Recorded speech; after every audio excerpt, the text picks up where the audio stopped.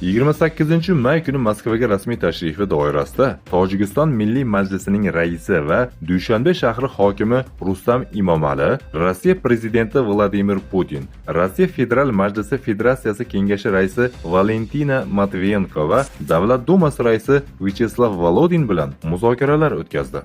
Vladimir Putin Rustam Imomali bilan birinchi marta ochiq uchrashuv o'tkazdi.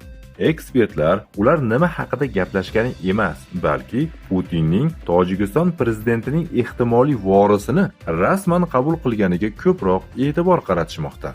Tahlilchi Bruce Banner Ozodlik radiosiga bergan intervyusida Rustam Imomalining Moskvaga tashrifi kutilayotgan hokimiyat almashinuvi kontekstida muhim qadam bo'lishi mumkinligini ta'kidladi.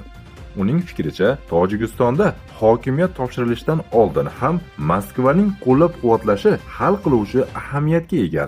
Agar Moskva bu jarayonni ma'qullamasa, bu Imomali Rahmon uchun ham, hokimiyatga boshqa har qanday da'vogar uchun ham vaziyatni jiddiy ravishda murakkablashtirishi mumkin.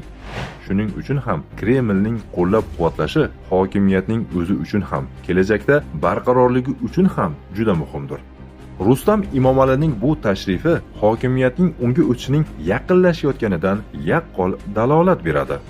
Tojikistonda hokimiyat tepasiga Rahmonlar oilasi vakili kelishi Rossiya uchun juda muhim.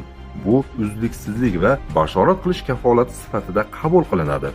Bu hamkorlar allaqachon tanish bo'lgan siyosiy yo'nalishni saqlab qolishini anglatadi. Ular hozirgi tojik elitasi bilan har qanday munosabatda bo'lishini bilishadi. Ular mamlakatning o'ziga xos xususiyatlarini bilishadi.